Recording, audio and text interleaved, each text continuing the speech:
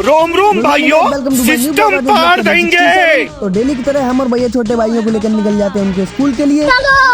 लेकिन आज बहुत ज्यादा लेट हो जाते हैं। इनका स्कूल 8 बजे का होता है, लेकिन रास्ते में ही 8:43 हो जाते हैं। ऐसा मत करो मेरी जान। मैनपुरी पहुंचकर छोटे भाइयों को उनके स्कूल पर छोड़ देते हैं। आज वो बहुत ज्यादा लेट हो गए थे। लेट हो गया भाई। छोटे भाइयों को उनके स्कूल पर छोड़कर हम और भैया दोनों लोग निकल जाते हैं अपनी दुकान के लिए। दुकान पर पहुंचकर मैं डेली की तरह दुकान में झाड़ू भी लगा देता हूं, क्योंकि बहुत ज्यादा गंदगी हो जाती है और डेली झाड़ू लगता है वैसे भी। उसके बाद मैं बाइक उठाकर निकल जाता हूँ अपने मैनपुरी वाले घर के लिए, क्योंकि वहाँ गाँव से आया हुआ सामान देना था। मैं घर से वापस ही आ रहा होता हूँ, तभी रास्ते में भदौरी साहब मिल जाते हैं, जो कि मुझे रोक लेते हैं। तो मैं इनसे थोड़ी देर बातचीत कर लेता हूँ। उसके बाद मैं अपना बैग उठाकर निकल जाता हूँ अपने स्कूल के लिए।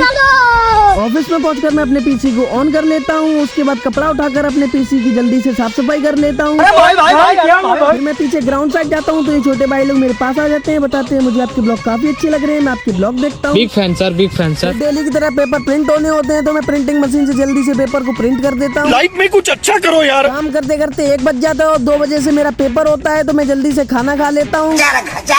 उसके बाद मैं पास में भागकर निकल जाता हूँ अपनी दुकान के लिए। दुकान पर पहुंचकर मैं दुकान से पेन वगैरह उठा लेता हूँ और निकल जाता हूँ पेपर देने के लिए। मेरे को जाना पड़ेगा। हम लोग पेपर देकर वापस आ रहे होते हैं, तो विनायक भाई पेपर देख के डर जाते हैं, तो उन्हें इतनी तेज टॉयलेट लगती है कि वो खुले में ही टॉयलेट करने लगते हैं। तेरा पैजामा फटा है, तेरा पैजामा फटा। पेपर देने के बाद हम सब लोग निकल जाते हैं मैनपुरी के लिए वापस। मैनपुरी पहुंचकर विनायक भाई मुझे मेरी दुकान तक छोड़ देते हैं और कहते हैं वो क्लिप डिलीट कर दो, जो तुम खाओगे मैं तुम्हें खिला दूंगा। मेरे मुंह से निकल गई, क्या बताऊं।